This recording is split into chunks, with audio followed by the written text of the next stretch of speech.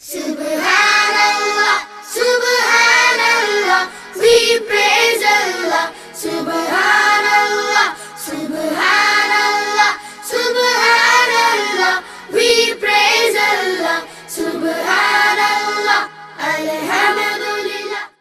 ہمارے دوسرے جو محاضر ہیں فضیلۃ الشیخ دکتور ابو عمر پرویز احمد عمری مدنی حفظہ اللہ و تولا، آپ ہماری اسی علاقے کے ملپے کے رہنے والے ہیں اور اڑپی میں جو مرکز دارالہدیٰ اس کے بانی اور مؤسس ہیں۔ اب بلا تاخیر میں شیخ محترم کو دعوت دیتا ہوں کہ وہ آئیں اور اپنا خطاب ہمارے سامنے پیش کریں۔ بسم اللہ والحمد للہ والصلاة والسلام على رسول اللہ وبعد، فاعوذ باللہ من الشیطان الرجیم، بسم اللہ الرحمن الرحیم۔ یرفع اللہ الذین آمنوا منکم والذین اوتوا العلم درجات، وقال تعالی فی موضع آخر وقل ربی زدنی علما، وقال ایضا بلسان عربی مبین، وقال قرآنا عربيا غير ذي عوج لعلهم يتقون، وقال الشاعر أعز مكان في الدنا سرج سابح، أعز مكان في الدنا سرج سابح، وخير جليس في الزمان كتاب، وقال الآخر هل في لغات الكون كاللغة التي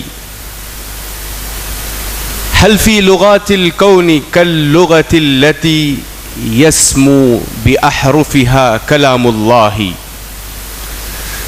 معزز سامعین کرام، حاضرین مجلس، یہ میرے لیے بہت ہی سعادت، مسرت اور انبساط کی گھڑی ہے کہ ماشاء اللہ یہ جو ہمارا ساحلی خطہ ہے، کوسٹل بیلٹ ہے، وہاں کے صرف عوام نہیں بلکہ طلبۃ العلم کے درمیان میں آج مخاطب ہوں، تو یہ میرے لیے بہت ہی خوشی کے لمحات ہیں۔ الحمدللہ الذی ہدانا لہذا وما كنا لنہتدی لولا ان ہدانا اللہ۔ معزز سامعین، ہمارے پاس وقت بہت ہی محدود ہے اور موضوعات کی ایک لمبی فہرست ہے۔ جو ٹاپک دیا گیا ہے بس ٹاپک ہے، لیکن اس میں علم کی اہمیت پر بھی بتانا ہے، عربی لینگویج کی اہمیت پر بتانا ہے، عربی کتابیں اور خاص کر کے جو مصادر اور مراجع ہیں اس کی اہمیت بھی بتلانی ہے، اور مدرس کی مسئولیت اللہ کے رسول صلی اللہ علیہ وسلم کو بحیثیت معلم رکھ کر بتلانا ہے۔ تو ایک ٹاپک نہیں ہے، کئی موضوعات کا مجموعہ ہے، تو اس لیے میں گزارش کرتا ہوں کہ ہم لوگ یہ جو 40 منٹ ہمارے پاس ہیں، اللہ اس میں برکت دے اور موضوع کا حق ادا ہو، کیونکہ برکت یہ ایسی چیز ہے، اس کو سمجھنے کی ضرورت ہے۔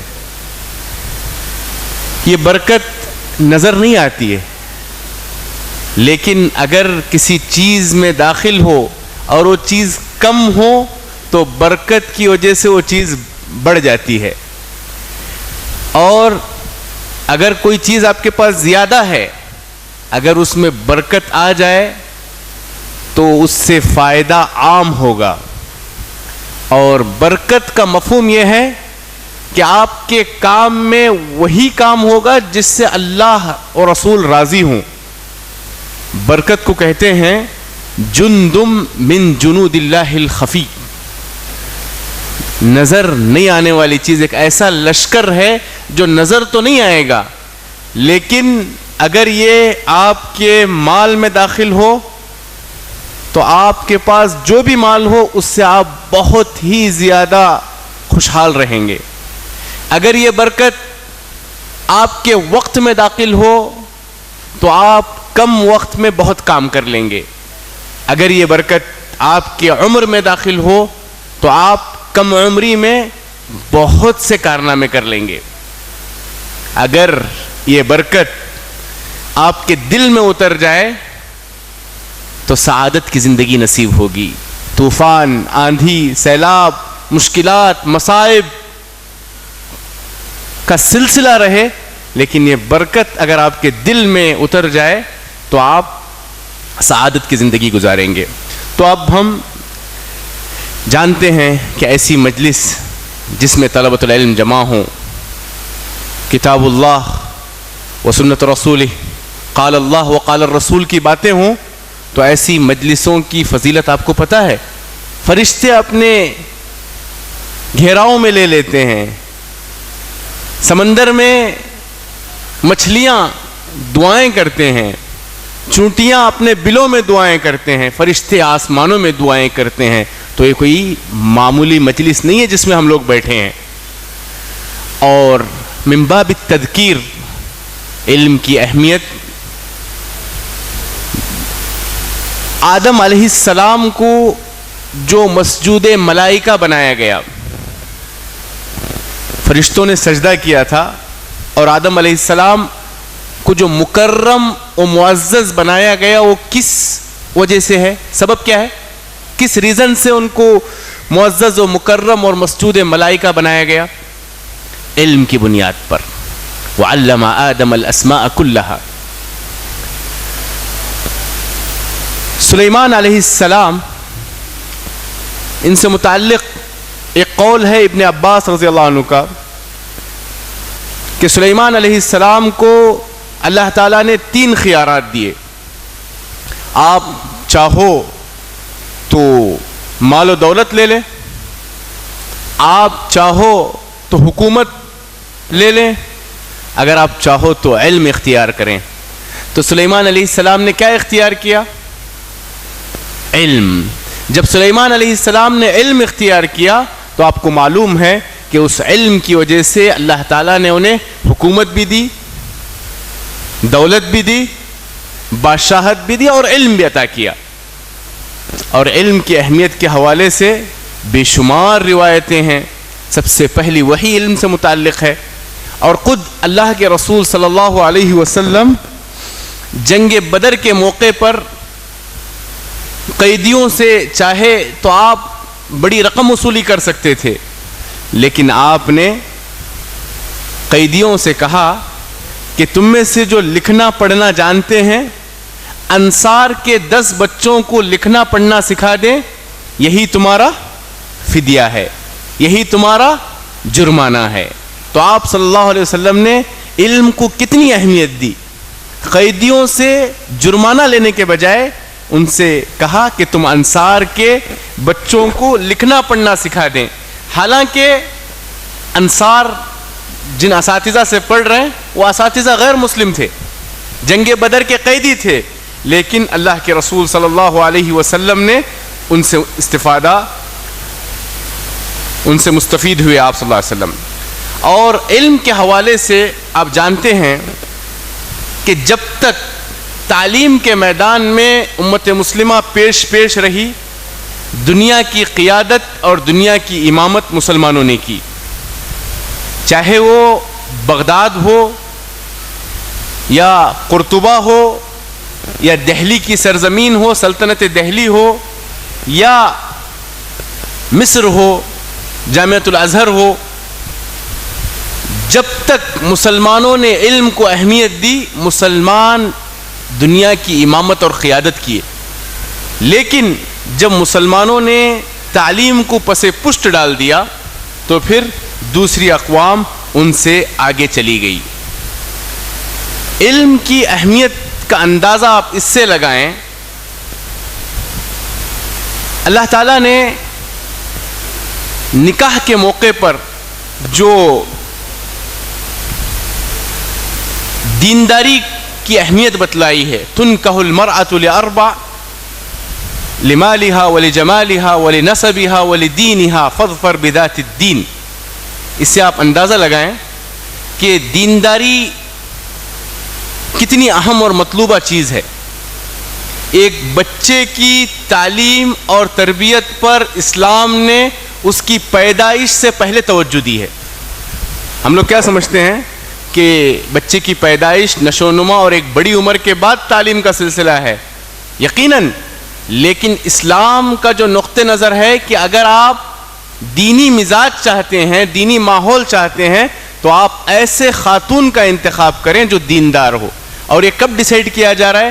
بچے کی پیدائش سے پہلے، بلکہ ان کے والدین کی شادی سے پہلے کہا جا رہا ہے کہ دینی اعتبار سے آپ مضبوط رہیں. ان سب باتوں سے اتنا تو واضح ہو گیا کہ مسلمان تعلیم کے میدان میں پیچھے رہنے کی وجہ سے جو بڑا خسارہ ہوا ہے وہ کسی پر ڈھکا چھپا نہیں ہے. اب ہم ہمارے موضوع پر آتے ہیں. عربی زبان یہ وہ کائنات کی واحد زبان ہے جسے یہ شرف حاصل ہے کہ قرآن مجید اور احادیث نبویہ اور نبی اکرم صلی اللہ علیہ وسلم کی زبان عربی زبان تھی. بلکہ پچھلی جو سابقہ جو اقوام ہیں، عاد، سمود اور مختلف تہذیبیں اور ثقافتوں کی جو بول چال والی زبان تھی وہ عربی زبان تھی. میری گزارش ہے کہ اب ہماری جو باتیں ہوں گی کوشش کریں کہ اسے کچھ قلم بند بھی کریں. جو آنے والی باتیں ہیں باذن اللہ آپ کے حق میں مفید ثابت ہوں گی. قید العلم بالکتابہ فمن الحماقة ان تصید غزالة وتترکها بین الخلائق طالقا. تو ضروری ہے کہ ہم کوئی علمی نکتہ اگر پائیں تو اسے نوٹ کریں. عربی زبان کی اہمیت اور فضیلت اور اس کی فوقیت کی سب سے بڑی دلیل یہ ہے کہ قرآن مجید کے نزول کے لیے اللہ تعالیٰ نے عربی زبان کا انتخاب کیا. اور اللہ نے کیا فرمایا؟ بلسان عربی مبین، کہ قرآن مجید یہ واضح عربی زبان میں نازل شدہ کلام ہے. اور دوسرے مقام پر اللہ نے فرمایا قرآنا عربیا غیر ذی عوج لعلہم یتقون، کہ اللہ تعالیٰ نے اس قرآن کو جو عربی میں نازل کیا ہے یہ ایسی فصیح و بلیغ زبان ہے جو تمام ہر قسم کی کجی سے محفوظ ہے، شاید کہ وہ لوگ تقوی اختیار کریں. اس لحاظ سے اگر دیکھا جائے تو علوم شریعت کا جو منبع ہے یہ عربی زبان ہے. ہمارا جو مین سورس ہے وہ عربی زبان ہے. اب اس کا تقاضا یہ ہے کہ اس کی تعلیم اور اس کے تعلم، اس کے سیکھنے اور سکھانے پر ہم خصوصی توجہ دیں اور اس کے بول چال کی خوب مشق کریں اور اس زبان کو عام کرنے کے لیے، عام فہم کرنے کے لیے اور لوگوں میں عام کرنے کے لیے جتنے بھی ذرائع ہو سکتے ہیں ان تمام ذرائع کا استعمال کیا جائے. اس کو عام فہم بنانے کے لیے، اس کو ایزی کرنے کے لیے روزمرہ استعمال ہونے والے جو الفاظ ہیں، جو مفردات ہیں، جو کلمات ہیں، اس کو بھی ہم جاننے کی کوشش کریں. لیکن صد افسوس کہ عربی زبان کو جو ہم نے دیکھا ہے ابتدا ہی سے مشکل ترین زبان بنا کر ہم نے پیش کیا ہے کہ عربی زبان اس کو اتنا مشکل بنا دیا گیا کہ عوام تو عوام، طلبۃ العلم بھی ایک لمبا عرصہ مدارس میں گزارنے کے باوجود اس زبان میں اتقان، مہارت جس طرح ہونی چاہیے وہ حاصل نہیں ہوتی ہے. اور اسی طرح اور اس کی تعلیم اور ترویج کے لیے اور نہ ہی ہمارے پاس جو ایجوکیشن سلیبس ہے، حالانکہ ہونا تو یہ چاہیے تھا کہ ایجوکیشن سلیبس میں اس کو ایک لازمی سبجیکٹ کا درجہ دیا جائے، لیکن یہ چیز معاشرے میں موجود نہیں ہے. اگر ہم سلف صالحین کے اقوال دیکھیں، انشاءاللہ تفصیل سے بات آئے گی، انہوں نے فرض کفایہ تک کہا کہ عربی زبان کا سیکھنا فرض کفایہ ہے، اور وہ اپنے اولاد سے ہونے والی غلطیوں کو تو درگزر کرتے تھے، لیکن عربی زبان میں لحن ہو، کوئی مسٹیک ہو، اس کو وہ برداشت نہیں کرتے تھے. ان سب پر میں تفصیل سے انشاءاللہ آؤں گا. دیکھیں، عربی زبان کو سیکھنے سے کتاب و سنت کا جو فہم ہے وہ ہمیں آسانی سے حاصل ہوگا، اور قرآن مجید اور سنت رسول کو سمجھنے میں، اس کی تعلیمات کو جاننے میں ہمیں بڑی مدد ملے گی. اور اسی طرح عربی زبان کے سیکھنے سے معاشرے میں پائے جانے والے خرافات، بدعات، رسم و رواج اور جتنے بھی غلط عقائد ہیں اس سے انسان بہت حد تک بچ سکتا ہے۔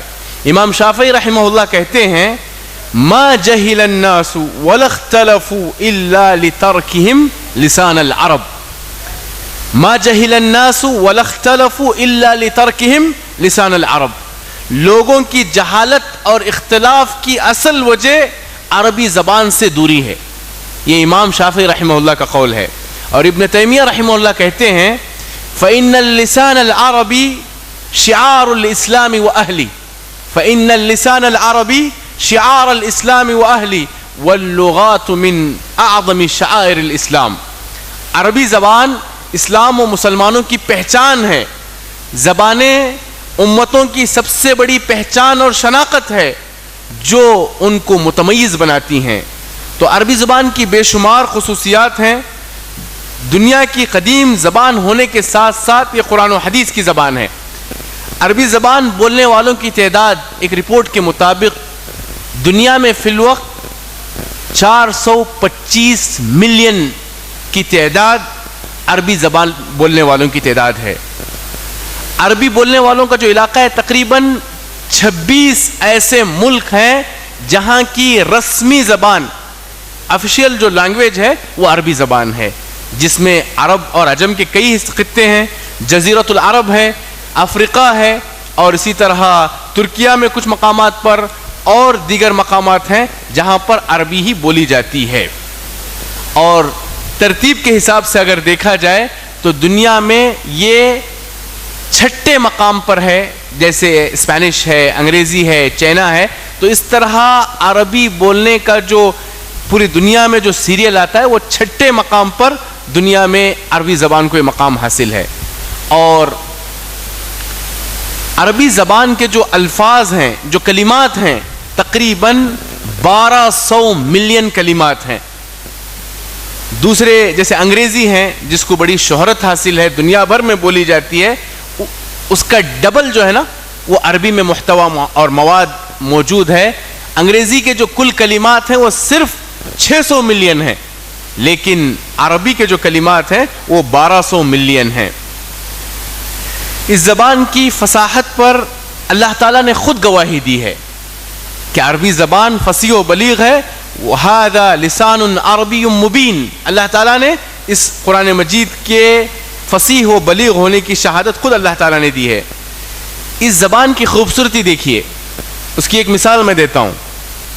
عربی میں کہا جاتا ہے من اسعد الناس، من اسعد الناس، اس کا معنی ہے کہ لوگوں میں بہت خوشحال انسان کون ہے؟ من اسعد الناس، اس کا جواب ہے من اسعد الناس، یہی جواب ہے۔ دونوں کلمات الفاظ ہو بہو ایک جیسے ہیں، لیکن پہلا جو من ہے وہ استفہام ہے اور دوسرا جو من ہے وہ موصولہ ہے۔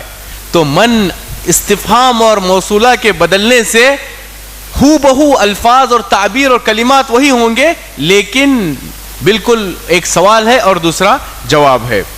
دیکھیں عربی زبان کی خصوصیت ہے اس کی فصاحت اور بلاغت۔ ہم دیکھتے ہیں قرآن مجید جو اللہ کے رسول صلی اللہ علیہ وسلم پر ایک معجزۃ اللہ الخالدہ کی حیثیت سے نازل ہوا، اس وقت کے فصحاء و بلغاء جن کے اشعار کعبۃ اللہ پہ لٹکائے جاتے تھے ان سے چیلنج کیا گیا۔ دیکھیں جب موسیٰ علیہ السلام کا زمانہ تھا تو آپ کو معلوم ہے موسیٰ علیہ السلام کے زمانے میں اور فرعون کے دربار میں جادوگروں کا زور تھا۔ اس وقت جادو سر چڑھ کے بولتا تھا۔ تو اللہ تعالیٰ نے موسیٰ علیہ السلام کو کون سا معجزہ دیا؟ قرآن مجید، موسیٰ اللہ تعالیٰ نے عصا کا معجزہ دیا، چھڑی کا معجزہ دیا، جو جادوگروں کے جادوؤں کو نگل گیا، جادوگروں کے جادوگری کو نگل گیا۔ اور اسی طرح عیسیٰ علیہ السلام کا جو زمانہ تھا وہ میڈیکل میں اور طب میں ایک بڑے مقام پر فائز تھا۔ تو اللہ تعالیٰ نے موسیٰ علیہ السلام کو عیسیٰ علیہ السلام کو ایسا معجزہ دیا جو صرف قم باذن اللہ کہنے کے ساتھ مردہ بھی کھڑا ہو جاتا تھا. اس وقت کی میڈیکل اور طب اس کے مقابلے میں کوئی مقام ہی نہیں رکھتی تھی. تو اسی طرح اللہ کے رسول صلی اللہ علیہ وسلم کا جب زمانہ آیا تو فصاحت، بلاغت اور شعر و شاعری اپنے بام عروج پر تھی. تو اللہ تعالیٰ نے اس موقع پر اللہ کے رسول صلی اللہ علیہ وسلم کو قرآن مجید کا معجزہ دیا جو اس وقت کی جو فصاحت و بلاغت کا جو آخری معیار ہے اس پر قائم تھا، اس پر فائز تھا. لبید بہت بڑے شاعر جن کے اشعار کعبۃ اللہ پر لٹکائے جاتے تھے، لیکن قرآن مجید اسلام لانے کے بعد انہوں نے شعر شاعری چھوڑ دی. پوچھا گیا کیوں؟ کہا اف بعد القرآن، قرآن کے نازل ہونے کے بعد شعر و شاعری کی کیا ضرورت ہے؟ تو پھر انہوں نے شعر و شاعری کہنا چھوڑ دی، کیونکہ قرآن کی فصاحت، بلاغت، حلاوت، مٹھاس، چاشنی اس کا کوئی مد مقابل نہیں. اور عربی زبان کی ایک خصوصیت یہ ہے کہ اس میں مترادفات کی بھرمار ہے. ایک ہی چیز کے لیے کئی الفاظ استعمال ہوتے ہیں. ایک چیز اور اس کے مفہوم کو ادا کرنے کے لیے بہت سے الفاظ مترادفات استعمال ہوتے ہیں. مثلا کسی چیز کی دلیل پکڑنا، کسی چیز کو اتھینٹک ہے یا نہیں، یا دلیل پکڑنے کے لیے عربی میں کتنے الفاظ استعمال ہوتے ہیں؟ استدلال، اور آپ لوگ بتائیں کوئی دوسرا؟ استدلال، استخراج، اور استنباط، اور استنتاج. اس سے کیا پتہ چلتا ہے کہ یہ عربی زبان بہت ہی مالدار زبان ہے. اور اسی طرح عربی زبان کے مفردات، یعنی اس میں پائے جانے والے ایک چیز کے لیے کتنے الفاظ استعمال ہوتے ہیں. اب جیسے شعر ہے، اس شعر کے لیے عربی میں کتنے الفاظ ہیں؟ اسد، غضنفر، لیس، ہمام، الحفظ، یہ سب شعر کے لیے استعمال ہوتے ہیں. اونٹ ہے، اب اونٹ کے بارے میں کتابیں ہیں، 1000 سے زائد الفاظ. کیمل، اونٹ کے لیے 1000 سے زائد الفاظ ہیں. میں ایک ڈکشنری چیک کر رہا تھا، اسماء خیل العرب و انسابها، گھوڑے کے نام اور اس کے نسب پر ایک کتاب دیکھی. اس میں جو گھوڑے کے جو نام تھے 836 نام صرف ہارس، گھوڑے کے لیے ہیں. تو آپ اندازہ لگاؤ کہ یہ کتنی مالدار زبان ہے. لیکن افسوس، جس طرح اسلامی فتوحات کا سلسلہ آگے بڑھتا گیا، ہم نے عرب، مدینہ، مکہ، جزیرۃ العرب، روم، فارس، ایشیا، یورپ، افریقہ جیسے فتح کرتے گئے، ہم جس طرح فاتحین آگے بڑھتے گئے اس طرح عربی زبان آگے نہیں بڑھی، جس کی وجہ سے امت مسلمہ میں بے شمار خرافات، رسومات، خزابلات اور اس طرح کے رسم و رواج آ گئے جو دین اسلام سے ٹکراتے ہیں، اور اسی سبب امت مسلمہ زوال کا شکار بھی ہوئی. معزز سامعین، یہ کچھ باتیں تھی عربی کی فضیلت اور عربی کی اہمیت کے حوالے سے. اب میں آپ کے سامنے کچھ مثالیں دے کر بتلاتا ہوں کہ عربی میں عربی زبان کتنی مالدار زبان ہے. اس سے پہلے آپ یہ سمجھ لیں کہ عربی زبان، عرب یعنی آپ صلی اللہ علیہ وسلم کی بعثت سے پہلے کئی اقوام تھے، ان کی زبان ترقی کرتے کرتے اللہ کے رسول صلی اللہ علیہ وسلم کے زمانے میں بالکل عروج پر پہنچی ہے. تو اب وہ اللغات العربیہ القدیمہ کون کون سے ہیں؟ جیسے میں نے بتایا، قوم سمود کی زبان، قوم عاد کی زبان، یہ سب عربی بولا کرتے تھے. تو اب ہم اس کو تقریباً 8 زبانیں ہیں، عربی کا سلسلہ وہاں سے شروع ہوتا ہے. سب سے پہلے یمن کی زبان اللغہ السبعیہ، پھر اسی کے ساتھ ساتھ قطبان کی ایک سلطنت تھی اللغہ القطبانیہ، پھر اسی طرح یمن ہی کی ایک زبان حضرمیہ، پھر قوم معین، اس کو معینیہ کہا جاتا ہے. احسا کا جو علاقہ ہے اس کو حسائیہ کہا جاتا ہے، اور اسی طرح سمودیہ، لحیانیہ، یہ تمام اقوام کی زبان مل کر ہمارے سامنے عربی کی جو بام عروج پر پہنچی ہوئی زبان اللہ کے رسول صلی اللہ علیہ وسلم کے زمانے میں منظر عام پر آتی ہے. اور اسی طرح عربی زبان کے جو مفردات میں نے بتائے، دنیا کی جو مشہور زبانیں ہیں اس میں فرانس ہے، روس ہے، انگریزی ہے۔ عربی کے جو کلمات ہیں وہ 12,03,00,000 سے زائد ہیں، اور انگریزی کے جو کل کلمات ہیں وہ صرف 6 ملین ہیں، اور فرانس کے صرف 1.5 ملین ہیں، اور روس کے 1.3 ملین ہیں۔ تو اس سے بھی آپ کو عربی زبان کی اہمیت کا اندازہ ہوگا کہ کس حد تک مالدار تھی۔ ابھی دیکھیے عربی میں ایک لفظ کے لیے، صرف دوست کے لیے کتنے الفاظ استعمال ہوتے ہیں۔ اگر دو شخص ہوں، وہ عمر میں برابر ہوں، تو اسے کہتے ہیں اترب، اتراب۔ جو حوروں کی ایک صفت بتائی گئی، وہ بالکل آپ کے ہم عمر ہوں گے، اسے اتراب کہا جاتا ہے۔ اگر کوئی کام میں آپ کا ساتھی ہے، امپلائی ہے، ساتھ کام کرتا ہے، تو اس کو کیا بولیں گے؟ الزمیل بولیں گے۔ اگر جو آپ کے ساتھ بیٹھا ہے، اسے کیا بولیں گے؟ جلیس بولیں گے۔ جو راتوں میں آپ کے ساتھ باتیں کرتا ہے، قصے کہانیاں سناتا ہے، اسے کیا بولیں گے؟ السمیر بولیں گے۔ اور اسی طرح جو بالکل پینے میں ساتھ دے، اسے کہتے ہیں ندیم۔ اور اسی طرح جو ہر وقت آپ کا ساتھ دے اور سفر میں ساتھ رہے، اسے کہتے ہیں صاحب۔ اور خصوصاً جو سفر میں ہے، اس کے لیے ایک لفظ رفیق کا بھی اطلاق ہوتا ہے، اور ایک ایسا شخص جو آپ کے ساتھ محبت اور الفت رکھتا ہو، اسے صاحب کہتے ہیں۔ اور اگر ایک انسان اپنے دوست کے لیے سب کچھ قربان کرنے کا جذبہ رکھتا ہے، تو اسے صدیق تو ساتھ رہنے والے کو کہتے ہیں۔ من تخللت محبتہ قلبہ، کہ جو اس قدر اپنے دوست کے لیے فدا ہو جائے، اسے کہتے ہیں خلیل۔ یہ محبت کی آخری انتہا ہے۔ اور جو آپ کے ساتھ بیٹھے، اس سے انس حاصل ہو، اسے انیس کہتے ہیں۔ اور جو آپ سے سرگوشی کرے اور آپ سے اپنی راز کی باتیں بتائے، اسے النجی کہتے ہیں۔ اور جو شخص تمام دوستوں میں جس کو آپ خصوصی انتخاب کرتے ہیں، اسے صفی کہتے ہیں۔ اور ایک ایسا انسان جو آپ کے سفر اور حضر میں ساتھ ہو، اسے کیا کہتے ہیں؟ قرین کہتے ہیں۔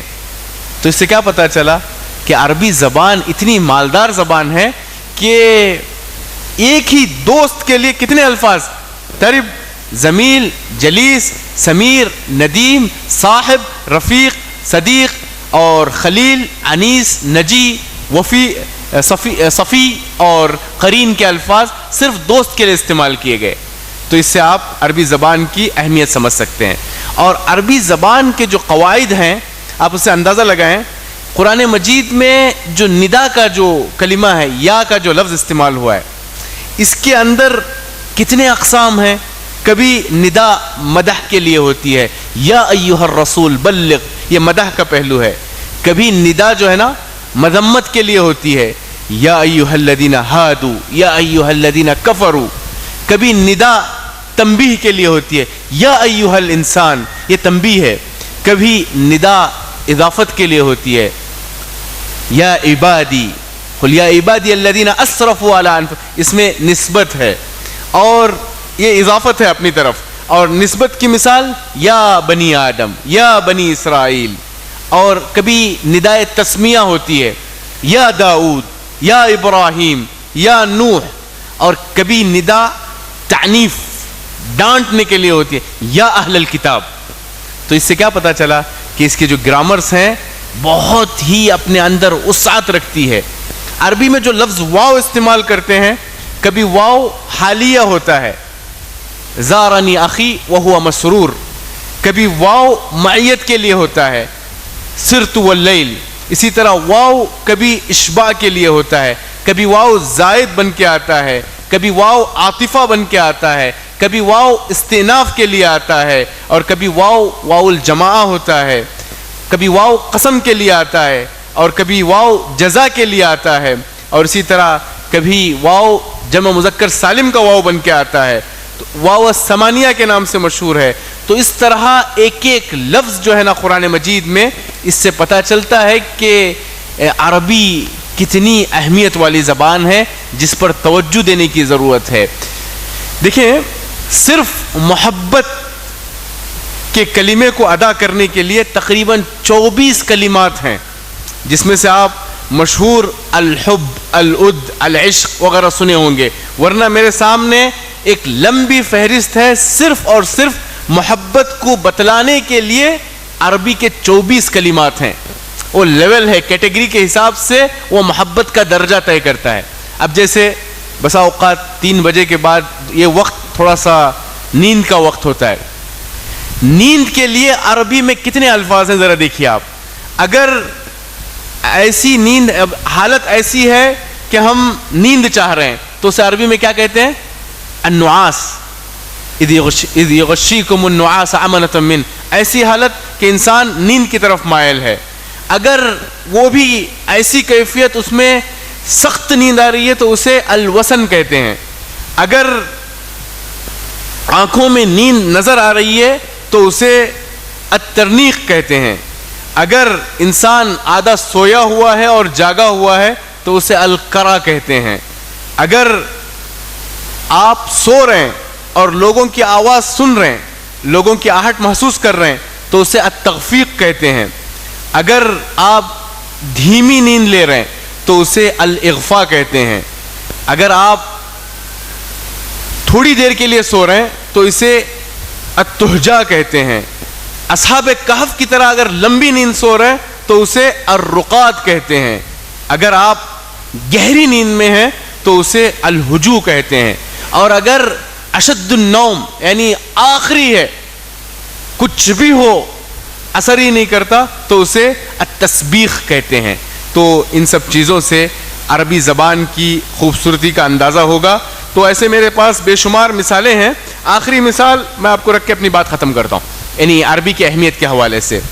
اگر کھانا جو پیش کیا جاتا ہے، سامنے مہمان ہو تو اس کو جو کھانا پیش کیا جاتا ہے اسے کیا کہتے ہیں؟ القرا. ضیافت کے لیے القرا کہتے ہیں.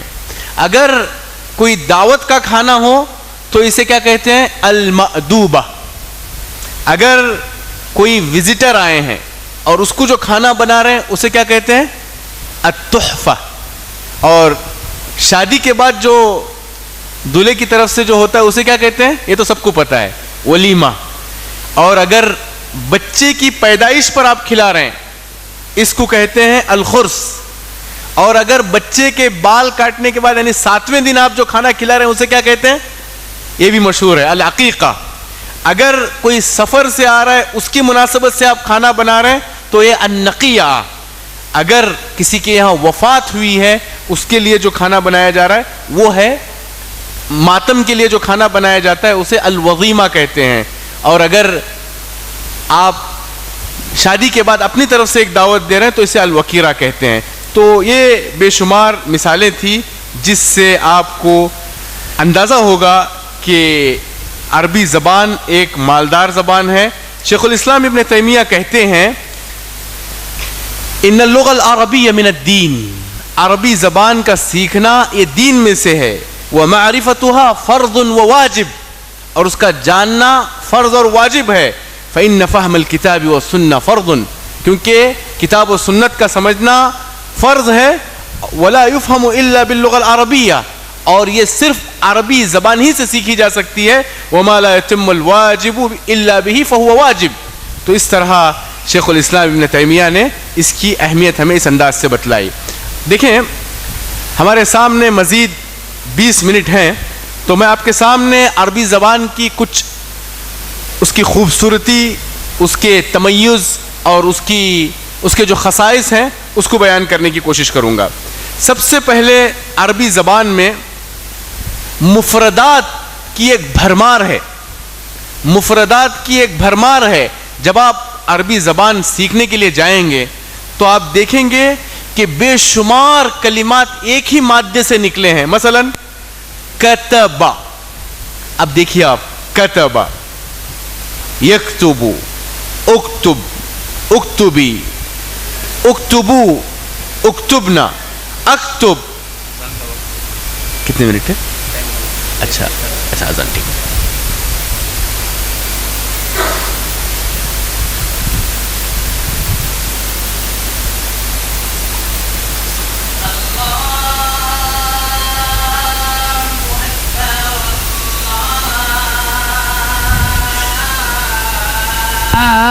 الله أكبر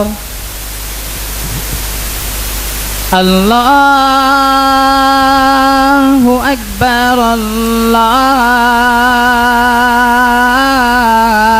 الله أكبر أشهد أن لا إله إلا الله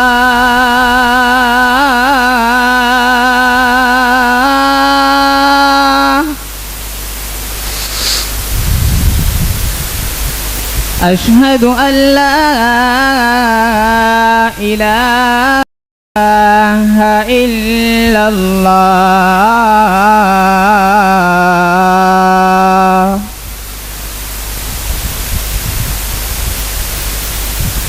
أشهد أن محمدا رسول الله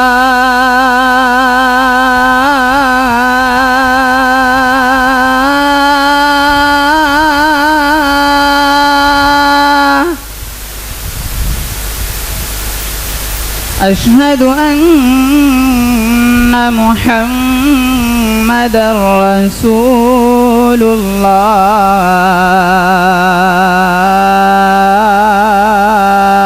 الله حي على الصلاة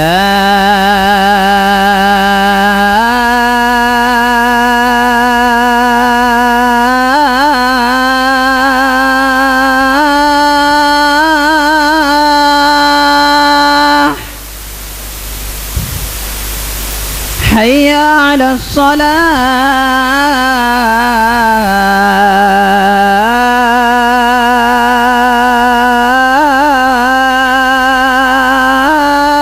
الصلاة حي على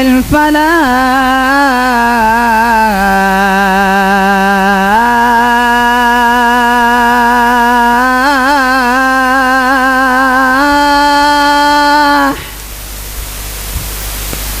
حي على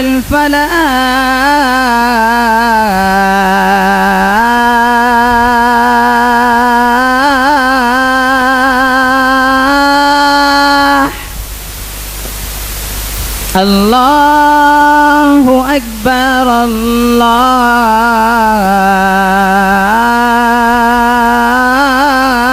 الله أكبر لا إله إلا الله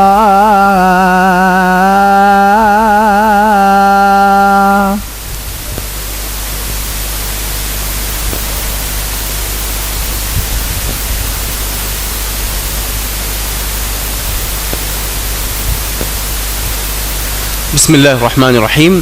عربی کے خصائص کے حوالے سے جو بات بتائی میں نے، اس کے جو مفردات ہیں، جو کلمات ہیں، اس کی بے انتہا بے شمار عدد ہے. دیکھیں میں نے مثال دی صرف کتبہ، آپ غور کرتے جائیں. کتبہ، یکتبو، اکتب، اکتبی، اکتبو، اکتبنا، پھر اس کے بعد اکتب، نکتب، یکتب، تکتب، اس میں فاعل ہو تو کاتب، مکتوب، مکتبہ، مکتب، کتبن. پھر کتیبتن، کتیبتن فوجی ٹکڑی کو کہتے ہیں. کتبہ، کتبۃ الوحی، جو وحی لکھا کرتے تھے. وکاتبہ، وکاتبون، کاتبات، کویتبات، کتیبات، یعنی ایک لفظ لیکن اس کے مفردات کی ایک لمبی فہرست ہے. اس سے آپ کو یقین ہو جاتا ہے کہ یہ اس زبان کے بقا کا ضامن ہے. اور دوسری چیز، اس میں جو اشتقاق ہیں، جو اس کا جو روٹ ورڈ ہوتا ہے، اس کے اندر ان المادہ اللغویہ الواحدہ تدور حول معنی معین. مثلا جیسے اب ایک لفظ ہے جنہ، جیم نون اور نون، اس سے استعمال ہونے والے جتنے بھی الفاظ ہیں اس کے اطلاقات الگ الگ ہوں گے، لیکن معنی اور مفہوم ایک دوسرے سے قریب ہوگا. مثلا جنہ کا معنی ہوتا ہے ستر اور خفا، چھپ جانے کے معنی میں. جن اسی سے نکلا ہوا ہے کیونکہ وہ مخلوق سے چھپی ہوئی چیز ہے. جنین کہتے ہیں ماں کے پیٹ میں جو بچہ ہو جو نظر نہیں آتا ہے. مجنون کہتے ہیں کیونکہ اس کی عقل چھپ گئی ہے. جنت جسے کہتے ہیں وہ ہم سے چھپی ہوئی، ہمیں نہیں پتا ہے. مجنہ جو ڈھال ہے، آگے کا حصہ جو ہے نا وہ چھپا ہوا رہتا ہے. تو اس طرح ایک لفظ اور اس کے اشتقاق کی، اس سے آپ اندازہ لگا سکتے ہیں کہ اس میں کتنی وسعت ہے. پھر میں نے بتلایا کہ اس میں ایک چیز ہوتی ہے، ایک چیز ہے اس کے اطلاقات الگ الگ ہوتے ہیں. مثلا العین، ایک تو آنکھ کو کہا جاتا ہے عین، جو نظر دیکھنے والی آنکھ ہے. پھر پانی کے چشمے کو بھی عین ہی کہا جاتا ہے. اور اگر حسد کر رہا ہے کوئی، اسے بھی العین کہا جاتا ہے. نظر بد نظر لگنا جسے کہتے ہیں، وہ بھی عین کا لفظ استعمال ہوتا ہے. جاسوس جو ہوتے ہیں، جو جاسوسی کرتے ہیں، ان کو بھی عیون اور عین ہی کے لفظ سے یاد کیا جاتا ہے. تو اسی طرح میں نے بتایا تھا کہ جو مترادف کلمات ہیں، جیسے اسد کے لیے لیس، غضنفر، اسامہ، یا پھر استدلال، استخراج، استنباط، استنتاج، یہ جو مترادفات ہیں یہ بھی اس کے مالدار ہونے کی دلیل ہے. اس میں ایک فن ہے، فن نحت. فن نحت میں کیا ہوتا ہے کہ ایک تفصیلی کلمہ ہے، اس کے کچھ حرف کم کر دیے جاتے ہیں، پھر بھی وہ مشہور ہے. جیسے بسم اللہ الرحمن الرحیم، اسے کیا کہتے ہیں نحت میں؟ بسملہ کہتے ہیں. بسملہ کا مطلب بسم اللہ الرحمن الرحیم. حوقلہ کہتے ہیں، حوقلہ کا مطلب لا حول ولا قوت الا باللہ کا شارٹ. ابشمی کہا جاتا ہے، یہ ہے آل عبد شمس کا مختصر ابشمی ہے. عبدلی، کتنے عرب میں خاندان مشہور ہیں، یہ آل عبداللہ جو ہیں یہ عبدلی کہلائے جاتے ہیں. اسی طرح عربی زبان کی اہمیت کو آپ سمجھنے کے لیے امام شافعی رحمہ اللہ کہتے ہیں لسان العرب اوسع الالسنہ مذہبا واکثرها الفاظا. ایک بڑا یعنی پتے کا نقطہ بتاتے ہیں، ولا نعلمه يحيط بجميع علمه انسان غیر نبی، کہ نبی کے علاوہ عربی زبان کا احاطہ اور کوئی نہیں کر سکتا. اور علامہ زبیدی کہتے ہیں کہ عربی زبان میں جو کل الفاظ ہیں وہ تقریباً 6,60,000 کے قریب ہیں. اس زمانے میں کہتے ہیں وہ کہ اس میں جو ہم استعمال کرتے ہیں وہ صرف 5,620 کلمات ہیں. تقریباً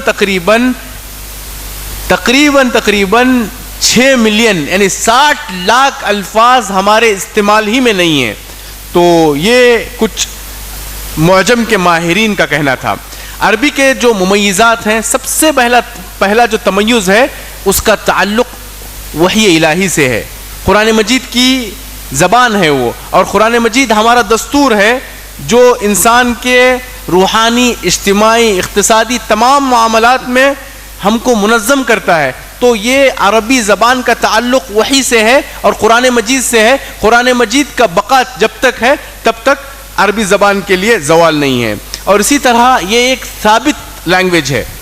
عربی زبان اپنی بنیادوں پر کھڑی ہے. اب جیسے انگریزی ہے، شیکسپیئر کی جو انگریزی ہے 300 سال پرانی ہے. آج کے جو ادبا انگریزی استعمال کرتے ہیں، ان کی انگریزی اور شیکسپیئر کی انگریزی جب ہم کمپیئر کرتے ہیں تو کافی فرق آ جاتا ہے. لیکن عربی زبان 1500 سال گزرنے کے باوجود آج بھی اپنے بنیادوں پر قائم ہے، کیونکہ اللہ تعالیٰ نے قرآن مجید کے حفاظت کی ضمانت دی ہے. تو قرآن مجید کی ضمانت کا مطلب عربی زبان بھی محفوظ ہے. اور اسی طرح ہمارے گفتگو کا ایک محور ہے کہ ایک استاد اپنے طلبہ کے ساتھ کیسے معاملہ کرے. اس سلسلے میں اللہ کے رسول صلی اللہ علیہ وسلم ہمارے لیے سب سے اہم اسوہ ہیں کہ اللہ کے رسول صلی اللہ علیہ وسلم نے طلبہ کے ساتھ جو معاملہ کیا وہی معاملہ استاذ کو اپنے شاگردوں کے ساتھ کرنا ہے. اللہ کے رسول صلی اللہ علیہ وسلم نے ذرا دیکھیے اس صحابی کا واقعہ جو مسجد نبوی میں آ کر مسجد نبوی کے تقدس کو پامال کیا اور مسجد کے ایک حصے میں صحن میں پیشاب کر دیا. تو آپ صلی اللہ علیہ وسلم نے کتنے پیار کے ساتھ اپنائیت کے ساتھ صحابہ اکرام ٹوٹ پڑے مارنے کے لیے, کہا رک جاؤ رک جاؤ, نہیں وہ پیشاب کر رہا ہے اس کو پیشاب کرنے دو, مکمل کرنے دو. تو کتنا پیارا اسلوب تھا. صحابہ ڈانٹنے جا رہے ان کو روکا اور کہا کہ ڈول لا کر اس پیشاب کو صاف کریں. صحابہ کو اور غصہ آیا. صحابہ کو آپ نے پیغام دیا کہ اگر نجاست قلیل مقدار میں ہو تو مائع کثیر سے آپ صاف کر سکتے ہیں. تو اس سے استاد کا اسلوب طلبہ کے ساتھ کیا ہونا ہمیں اچھی طرح پتہ چل جاتا ہے. اور اسی طرح اس صحابی کا واقعہ جو نماز میں چھینک دیے تھے, پوری قوم ٹوٹ پڑی تھی, ایسا لگتا ہے کہ وہ آنکھوں سے تیر برسا رہے ہیں, لیکن اللہ کے رسول صلی اللہ علیہ وسلم نے اس شخص کے ساتھ اتنا پیارا معاملہ کیا, اتنا پیارا معاملہ کیا.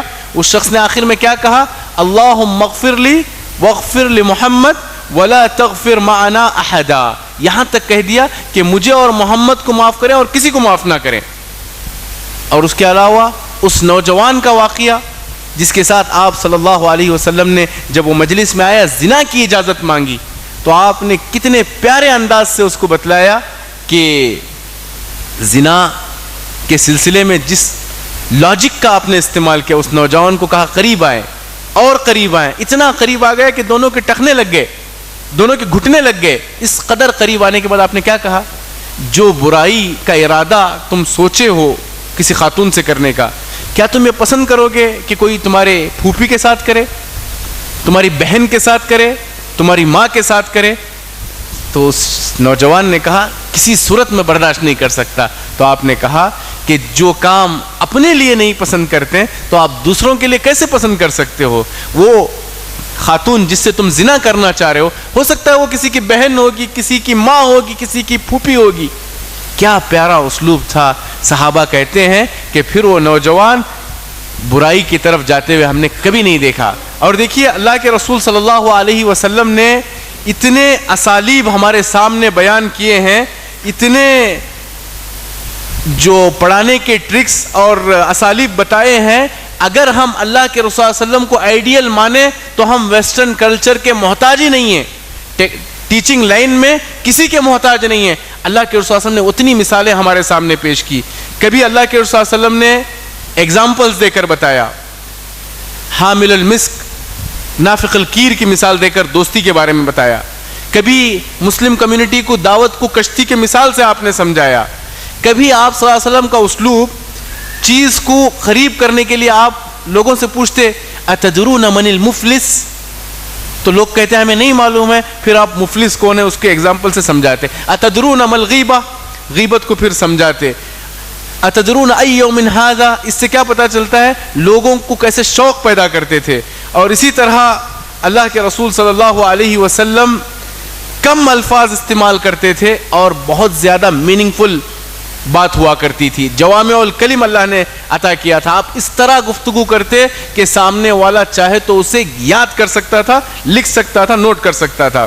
اور اسی طرح اللہ کے رسول صلی اللہ علیہ وسلم بے شمار ایسے اسالیب کو اختیار کیے ہیں جس سے آپ صلی اللہ علیہ وسلم ایک نمونے کی حیثیت سے, ایک آئیڈیل کی حیثیت سے ہمارے سامنے آتے ہیں. ابھی دیکھیں جو بات استاد کو شاگرد کے ساتھ کیسے معاملہ کرنا چاہیے اور کیا مسئولیت ہے, اس میں کچھ بنیادی باتیں ہیں. ہر استاذ کو چاہیے کہ وہ طلباء کے مصلحت کو سمجھے, حریص ہو, طلباء کو فائدہ پہنچانے کا فکر مند ہو. اور دوسری چیز, جو طلباء آپ کے سامنے آئے ہوئے ہیں یہ طلباء مالی اعتبار سے, اجتماعی اعتبار سے, گھر کے عائلی مسائل کے اعتبار سے ایک لیول کے نہیں ہیں, تو تفاوت ہے. تو اسے ضروری ہے, اس لیے ضروری ہے کہ طلباء کی ہمیشہ آپ ہمت افزائی کرتے رہیں, تشجیع کرتے رہیں. اور اسی طرح استاد کو چاہیے, اس کی ذمہ داری اور مسئولیت یہ بھی ہے کہ وہ تعلیم کے اسالیب بدل کر استعمال کرے. کبھی تقریر, کبھی تحریر, کبھی ڈسکشن, کبھی نقاش, کبھی حوار. تو اسالیب مختلف ہوں, یہ بھی طلباء کو بات سمجھانے میں ایک آسانی کا ایک ذریعہ ہے. اور اسی طرح استاد کو چاہیے کہ طلباء کو قرات, مطالعے اور سرچ پر بحث علمی پر ابھارے, طلباء کے اندر شوق پیدا کرے, کیونکہ استاد طلباء کے ساتھ ہمیشہ نہیں ہوتا ہے اور طلباء استاد کے ساتھ ہمیشہ نہیں ہوتے ہیں. تو ہمیں چاہیے, استاد کو چاہیے کہ وہ طلباء کو قراءت اور مطالعے اور بحث علمی کا شوق دلائے. اور اسی طرح ہر بندے میں کچھ چھپی ہوئی صلاحیتیں ہوتی ہیں, کچھ اسکلز ہوتے ہیں, اس کو ڈیولپ کرنے کی کوشش کرے. ہر اسٹوڈنٹ میں ٹیلنٹ ہوتا ہے, اس ٹیلنٹ کو اجاگر کرنے کی کوشش کرے. اسے کہتے ہیں تنمیۃ المواہب والابداعات الکامنہ. تو جو چھپی ہوئی صلاحیتیں ہیں اس کو بروئے کار لایا جائے. اور اسی طرح استاد کو چاہیے کہ وہ ہر عمر کے بچے اور لیول کے ساتھ جو ڈیل کرے وہ الگ الگ رہے, ایک ہی معاملہ سب کے ساتھ ہینڈل نہ کرے. اور اسی طرح طلباء کو سمجھانے میں, طلباء کے افہام و تفہیم کے لیے استاد کو صبر کا مظاہرہ کرنا پڑے گا, کیونکہ طلباء سب کا ایک لیول نہیں ہوتا ہے. تو اسی طرح استاد کی مسئولیت یہ بھی ہے کہ وہ جو معلومات طلباء کو دے رہے ہیں کوشش کرے کہ وہ معلومات صحیح ہوں, توثیق ہو, بڑی دقیق معلومات دیں, کیونکہ ایک امانت ہے. اگر آپ غلط انفارمیشن طلباء کو دے رہے ہیں تو پھر طلباء سے وہ انفارمیشن اسپریڈ ہونے میں زیادہ وقت نہیں لگتا ہے. اور اسی طرح جو محاضرات اور جو لیکچرز ہیں وہ پوری تیاری کے ساتھ, استحضار کے ساتھ, تیاری کے ساتھ آپ طلباء کے سامنے آئیں. اور اسی طرح طلباء کے جو آرا ہوتے ہیں, طلباء کے جو کمنٹس ہوتے ہیں, طلباء کے جو تبصرے ہوتے ہیں, ان تبصروں کو, آرا کو سنیں. ایسا نہیں کہ کسی طالب علم کی رائے آئی تو آپ سرے سے انکار کر دیں. ہو سکتا ہے وہ غلط ہو, لیکن آپ اس کی رہنمائی کریں. اگر صحیح ہے تو اس کی ہمت افزائی کریں, اس کی شاباشی دیں. اور استاد کی مسئولیت یہ بھی ہے کہ وہ طلباء کے ساتھ مساوات, عدل و انصاف کے ساتھ معاملہ کرے. ایسا نہیں کہ کچھ طلباء کے ساتھ خاص معاملہ اور دوسروں کے ساتھ اجنبی رویہ, یہ ظلم ہے یہ. اور اس ظلم پر کل قیامت کے دن اللہ کے روبرو آپ کو جواب دینا ہے. تو طلباء کے ساتھ ایک ساتھ معاملہ رکھیں.